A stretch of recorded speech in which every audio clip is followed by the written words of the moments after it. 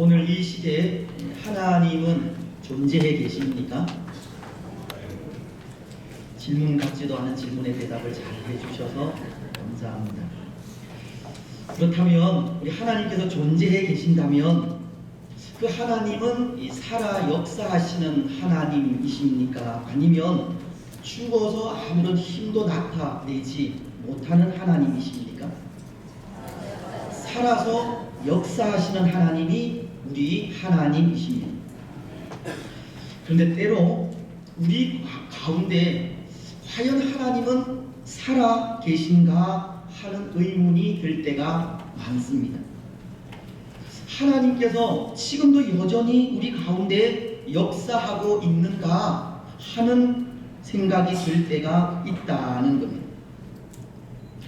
우리가 잘 아는 이 종교 개혁자인 루터도 그런 경우를 만난 적이 있는데요. 마치 하나님이 이 죽은 것처럼 느껴진 때가 있었다는 겁니다. 그가 종교 개혁의 기치를 내세우고 교회를 성경적으로 돌이키려 할 때 그에게는 로마 가톨릭의 강한 반대와 위협이 있었고 그 일로 낙심한 채 이 고민에 빠져 있던 때가 있었습니다.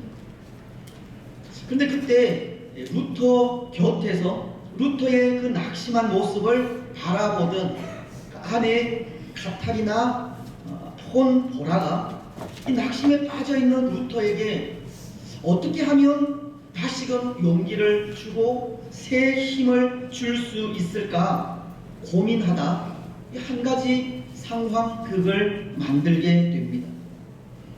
그것은 이 상복을 입고 루터 앞에 서는 일이었습니다. 그리고는 그 일을 실행에 옮기게 되는데요.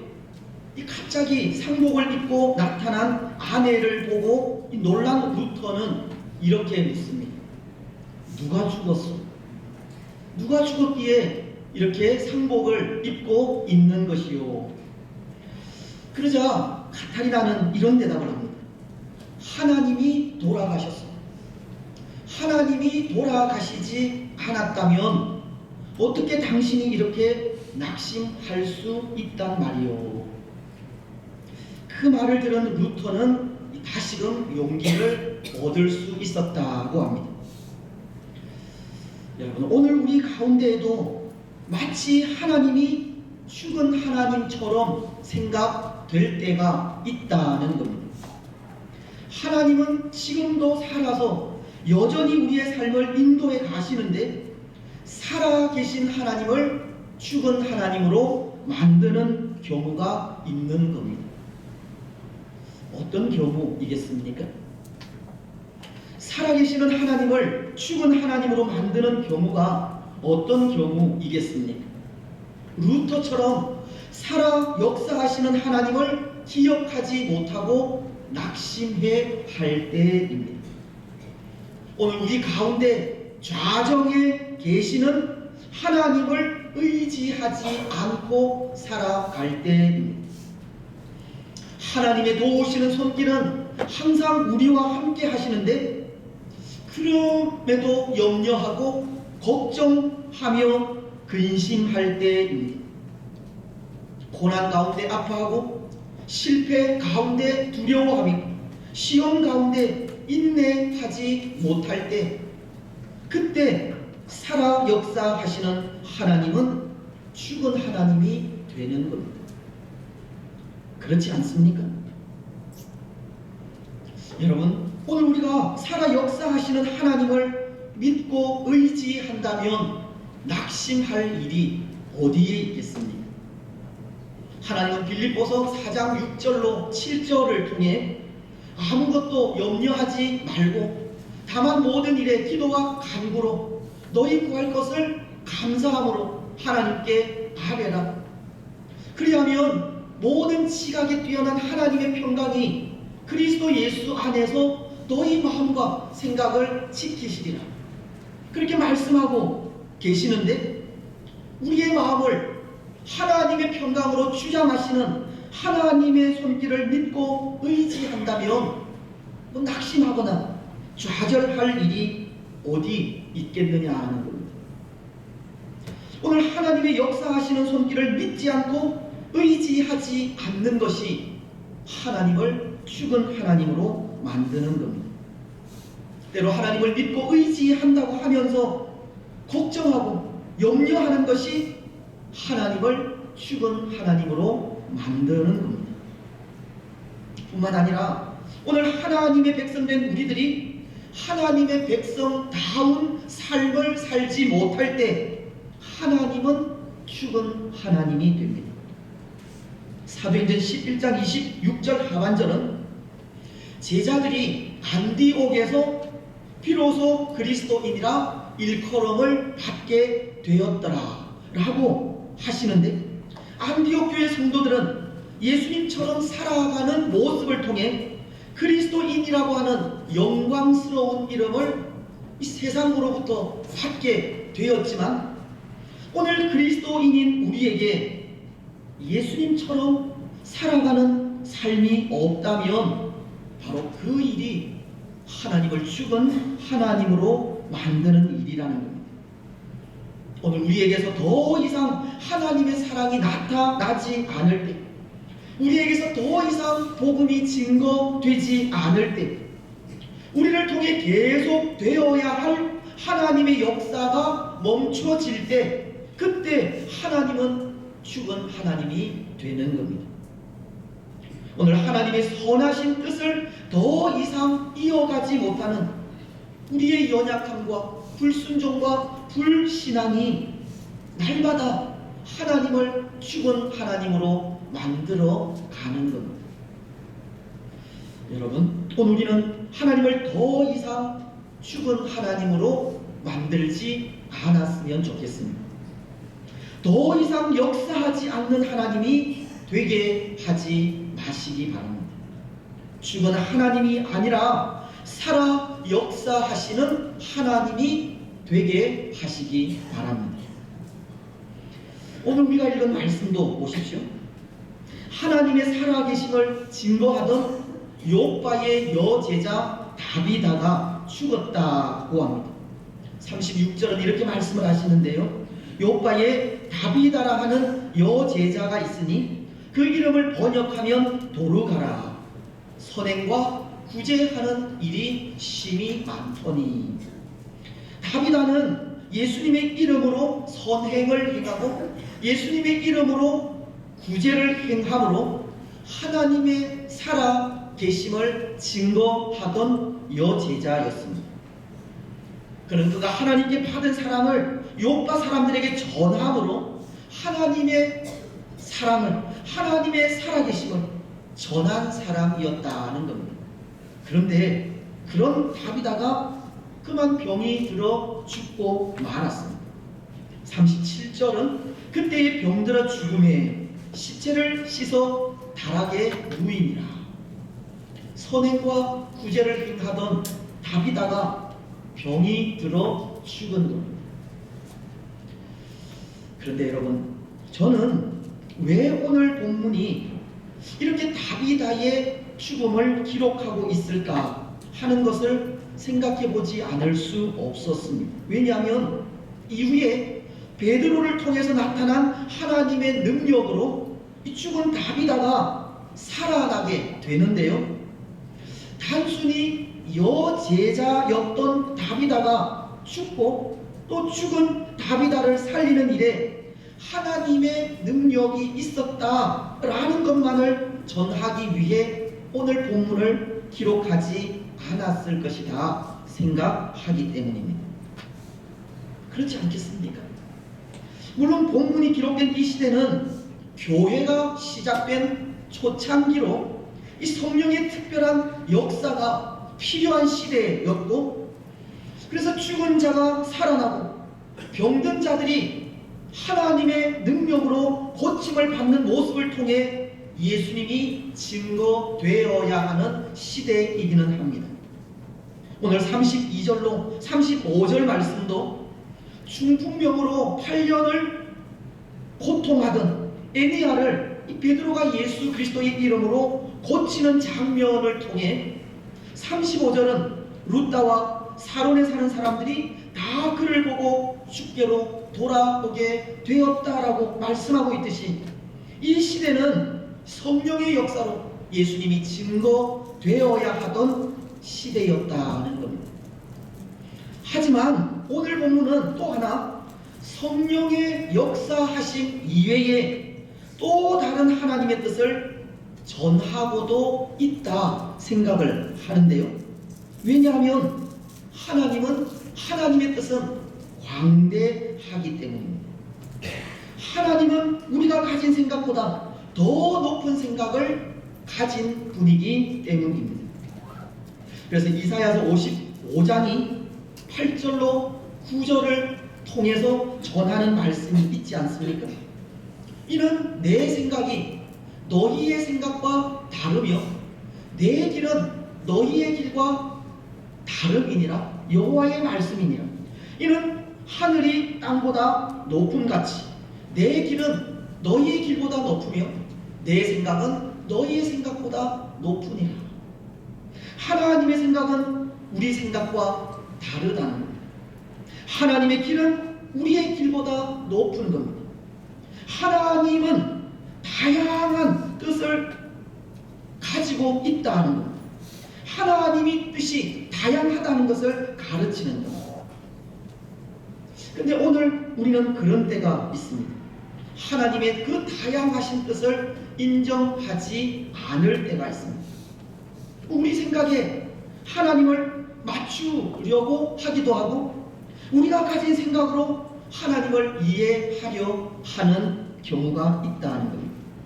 예를 들면 오늘 다비다와 같은 경우에도 여러분 다비다는 병이 들어서 죽지 않았습니까?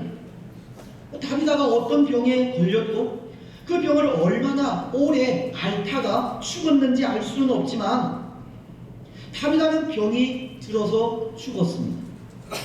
그런데 다비다의 죽음에 욥과 사람들이 한 일이 죽은 다비다의 시체를 씻어서 다락에 보관한 일입니다. 아마도 이것은 다비다의 죽음이 안타까워 다시 살아나기를 기대하는 마음으로 행한 일이라 생각합니다. 마치 오늘 우리가 연약한 자들의 치료와 회복을 위해 기도하는 것처럼 욥과 사람들도 다비다의 부활을 기대하며 기도하는 겁니다. 더 나아가 이들은 이미 죽은 다비다를 위해 루다에 있는 베드로에게 사람을 보내기까지 다비다를 살리려고 하고 있는데요. 이 욥과 사람들은 다비다를 위해 수많은 시간을 기도하고 그의 부활을 기대하고 있었다는 겁니다. 그런데 그런 수고에도 불구하고 다비다는 죽은 겁니다. 여러분, 때로 이 일에 사람들은 어떤 생각을 할 수 있겠습니까? 다비다를 살리기 위한 수고에도 불구하고 죽게 되자 아마도 가족들의 경우는 그 죽음에 실망하고 낙심하며 하나님을 원망할 수도 있었을 겁니다. 세상 사람들의 경우는 하나님의 부재를 이야기할 수도 있을 것이고 믿음의 사람들은 이 일을 통해 우리의 기도가 응답되지 않았다고 하나님의 영광이 나타나지 않았다는 말을 할 수도 있을 겁니다. 단지 다비다가 죽었다고 하는 이유만으로 사람들은 실망하기도 하고 하나님의 부재를 이야기하기도 하며 하나님의 영광이 나타나지 않았다는 말을 하기도 한다는 겁니다. 그런데 정말 그렇겠습니까? 다비다가 죽은 것이 정말 하나님의 부재 때문이고 하나님께서 기도를 응답하지 않은 것 때문이겠습니까? 만약 다비다가 죽었다는 것만으로 기도가 응답되지 않았다거나 하나님의 부재를 이야기한다면 그것은 하나님의 뜻을 제대로 알지 못하는 경우입니다. 우리 생각으로 하나님을 이해하는 경우입니다. 왜냐하면 하나님의 뜻은 죽음으로도 나타날 수 있기 때문입니다. 하나님의 응답은 기도가 응답되지 않는 것으로도 나타날 수 있기 때문입니다. 하나님의 뜻은 사람의 생각 이상으로 나타난다는 겁니다. 물론 하나님의 뜻은 사람의 생각 그대로 나타날 수도 있습니다. 하지만 하나님의 생각은 분명 우리 사람의 생각보다 높고 하나님의 길은 사람의 길보다 높기 때문에 하나님의 뜻은 죽음이라는 것으로도 또 기도가 응답되지 않는 것으로도 나타나는 겁니다. 오늘 우리는 이 사실 또한 기억해야 합니다. 그래서 때로 기도하면서 하나님의 뜻을 기다리면서 우리 생각대로 이루어지지 않는 일이 있어도 실망하거나 낙심하지 말아야 합니다. 그 일로 하나님을 원망하거나 불평하지도 말아야 합니다. 하나님은 언제나 우리의 기도 이상으로 응답하시는 분이기에 우리 생각을 하나님의 뜻이냐 맞추지 말아야 하고, 한계가 있는 우리의 생각을 한계가 없으신 그 하나님의 생각에 맞추지도 말아야 하는 겁니다. 하나님의 뜻은 다양하게 나타날 수 있다는 것을 인정하고 받아들여야 한다는 겁니다. 여러분, 그렇다면 오늘 이 다비다의 죽음을 기록한 하나님의 또 다른 뜻은 무엇이겠습니까? 단순히 죽은 다비다를 하나님의 능력으로 살리는 것에만 그 뜻이 있지 않다면 다비다의 죽음을 기록한 또 다른 뜻은 무엇이겠습니까? 오늘 다비다의 죽음이 가르치는 것은 우리 그리스도인들에게 교회된 사명을 외면하지 말라는 뜻이 담겨져 있는 겁니다. 죽은 교회가 되지 말라는 겁니다. 그리스도인으로서 세상의 빛이 되고 소금이 되어 죽어가는 세상을 다시금 살려야 한다는 것을 가르치고 있는 겁니다. 그래서 칼빈 선생은 이 말씀을 주석하면서 이런 말씀을 하셨습니다. 누가가 이 사도행전을 기록한 누가를 말하는데요, 누가가 다비다의 구제를 사람들의 칭찬의 예로 들고 있는 것은 선행은 성령의 증거의 결과이고 경건하고 완전한 생활의 전모가 되기 때문이다. 죽은 다비다의 선행은 성령의 도우심의 증거이고 빛과 소금된 성도의 삶을 보여주는 일이라는 겁니다. 다시 말씀을 드리면 교회가 교회되는 일 중에 하나가 구제와 선행이라는 겁니다. 구제와 선행은 교회된 우리들의 사명이라는 겁니다. 여러분, 교회가 가진 사명을 이야기하자면 크게 세 가지로 이야기할 수 있지 않습니까? 하나님의 말씀을 선포하는 일이고, 천국 복음을 가르치고 교육하는 일이며, 사랑의 삶, 즉 구제와 선행을 행하는 일입니다. 이 일은 예수님께서 이 세상에 계실 때 행하신 일로, 교회는 예수님께서 행하신 그 일을 따라서 말씀을 선포하고 천국 복음을 가르치며 구제와 선행을 행하는 겁니다.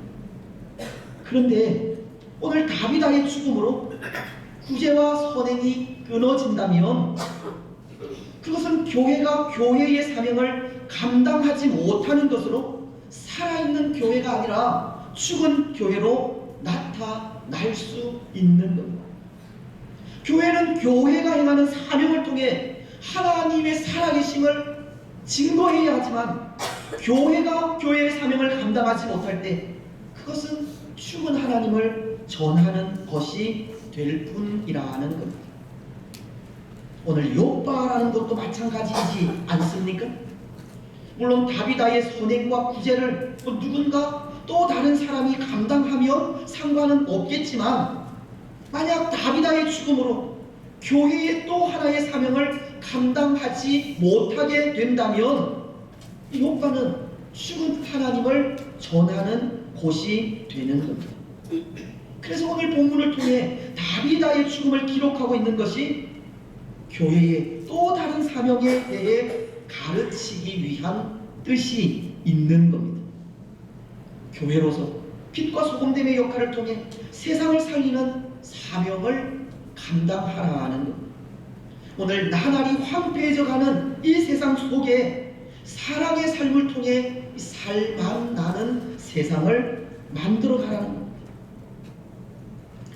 여러분, 사실 그렇지 않습니까? 오늘 우리가 살아가는 시대는 이 살맛을 잃어가는 시대인 것 같습니다. 물론 살맛을 잃어가는 그 이유가 우리 삶의 형편들이 힘들고 어려워져 가기에 그것이 하나의 이유도 되겠지만, 그래도 그 가운데 모든 사람들이 서로가 서로를 돌아보고 사랑을 나누게 된다면 삶의 어려운 형편들 때문에 당하는 고난, 그것은 아무것도 아닐 수 있는데, 이 삶의 어려운 형편들보다 우리 서로가 하나 되지 못하는 모습, 오늘날 서로가 적이 되어가고 그래서 분열되어가는 이런 모습들이 살맛을 잃게 하는 또 하나의 이유가 아닌가 합니다. 오늘 욥과의 사람들은 보십시오. 어려운 삶의 형편에 이 다비다로부터 받은 그 사랑에, 비록 다비다는 죽었지만 그를 위해서 기도하고 그를 위해서 베드로를 청하는 그 일이 얼마나 아름다운 일입니까? 오늘 38절은 이렇게 말씀을 하시고 있는데요. 룻다가 욥바에서 가까운지라 제자들이 베드로가 거기 있음을 듣고 두 사람을 보내어 지체 말고 와 달라고 간청하여. 사람들은 죽은 다비다를 위해 베드로를 욥바로 부른 겁니다. 그리고 베드로가 욥바에 이르자 저마다 이 베드로를 붙들고 다비다의 선행을 이야기하면서 살려달라고 소원을 합니다. 39절이 전하지 않습니까? 베드로가 일어나 그들과 함께 가서 이르매 그들이 데리고 다락방에 올라가니 모든 과부가 베드로 곁에 서서 울며 도르가가 그들과 함께 있을 때에 지은 속옷과 겉옷을 다 내보이거늘. 사람들은 눈물을 흘리면서 다비다에게서 받은 그 사랑을 베드로에게 이야기하며 다비다를 살려달라고 하는 예원을 하는 겁니다. 어쩌면 오늘 우리에게서 이런 아름다움이 사라져가고 있다는 겁니다. 세상은 사랑이 식어져가고 황폐해져 가는 겁니다. 비록 마태복음을 통해 세상의 마지막은 사랑이 식어가는 그런 시대가 될 것이라고 말씀을 하고 있지만 이미 이 시대는 그런 시대가 된 겁니다. 하지만 이런 시대 속에 교회가 해야 할 일이 있다는 겁니다. 세상을 살리는 일입니다. 나날이 황폐해져 가는 세상에 주의 사랑을 전하는 일입니다. 하나님의 살아계심을 세상에 전하는 일입니다. 그런데 오늘 살아 역사하시는 하나님을 전해야 할 교회가 죽어 있다면 어떻게 되겠습니까? 마치 다비다처럼 죽어서 이제 더 이상 구제와 선행을 할 수 없게 된다면 어떻게 되겠습니까?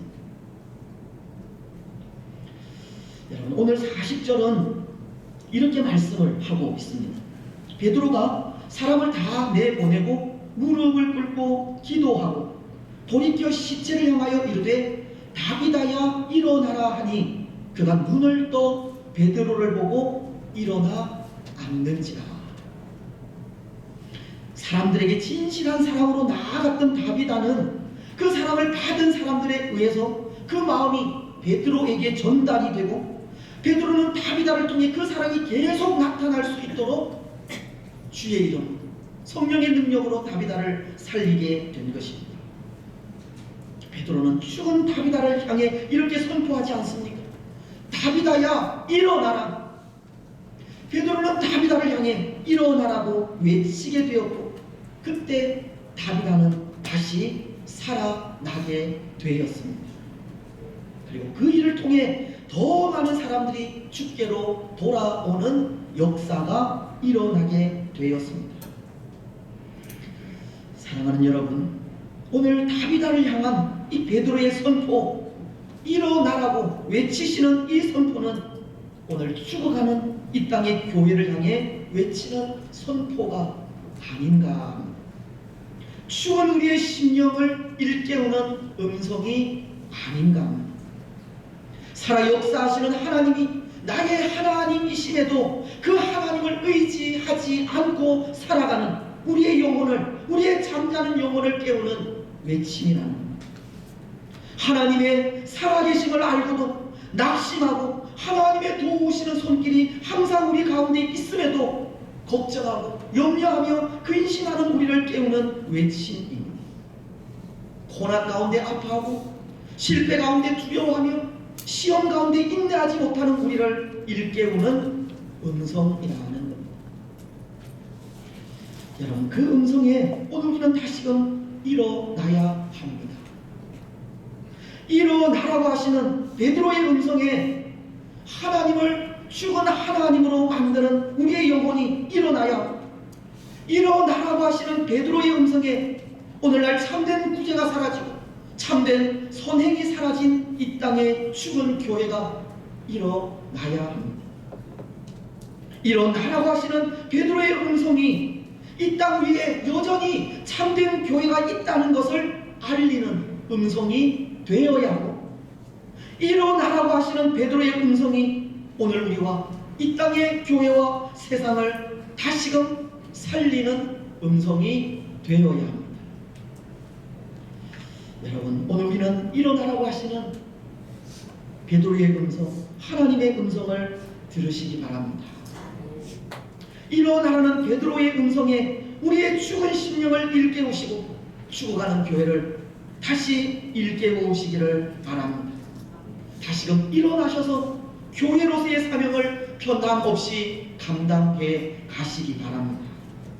오늘 우리에게서 하나님을 죽은 하나님으로 만들지 마시고 하나님의 사랑을 받은 우리들을 통해 하나님의 살아계심이 온 땅 위에 나타나게 하시기 바랍니다. 이제 말씀을 맺겠습니다. 사랑하는 여러분, 오늘날에도 하나님은 변함없이 살아계십니다. 오늘날에도 우리를 통해 하나님의 살아계심은 변함없이 증거되어야 합니다.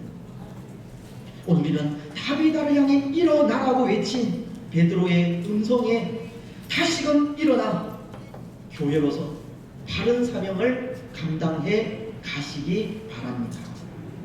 일어나라고 외치는 그 음성이 죽은 우리의 심령을 깨워 세상을 깨우고 세상 속에 하나님의 살아계심을 변함없이 나타내는 복된 성도들이 되시기를 주님의 이름으로 축복합니다. 아멘. 503장 찬송입니다.